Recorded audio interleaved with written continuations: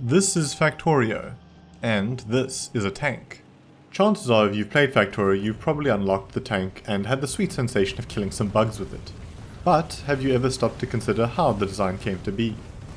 It might seem simple, it's just a tank, but a lot of thought went into crafting it and making sure it fits into Factorio, in a way that's cohesive and balanced.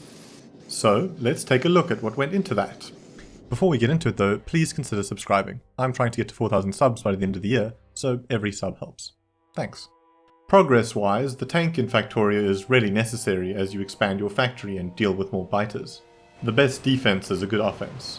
At this stage in the game you've already unlocked the car, although that primarily acts as a quicker way of getting around. Its MG is equivalent to what you can hold as the player, so it doesn't really offer that much more firepower. The tank on the other hand has its own set of weapons. The cannon, the flamethrower, and the MG. That combined with the speed and physicality of the tank, i.e. that you can drive right through bugs, means that it's a really strong weapon. The tank cannon is also a new weapon to the player that you've previously not had access to, and cannot hold as the engineer, meaning that the tank's use is valuable throughout the entire game as you upgrade to new ammunition types. If you've seen my tier list video on all of Factorio's weapons, you'll know that the tank is not just powerful, but powerful throughout an entire playthrough. If we take a look at the visual design and the design process, we can see a lot of thought went into how the tank looks. They had to decide just how crude it would be. You're an engineer on an alien planet who's cobbled together a war machine.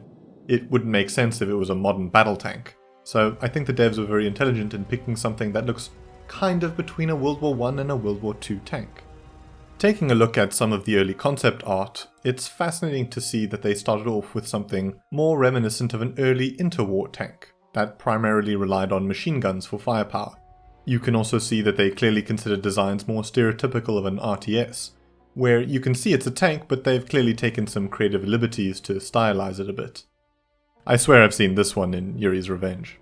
Throughout this process you can see how they also considered what weapon the vehicle would use. They didn't quite know yet.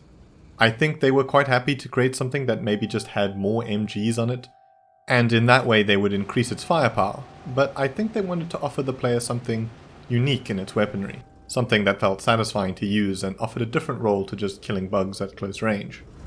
A big part of this design process was creating something that looks like a tank, so that it's not too alienating to the player, but also looked like something that would fit into Factorio. If you take a look at this design, you can see that the turret above kind of exemplifies that. It's just a couple of riveted pieces of sheet metal.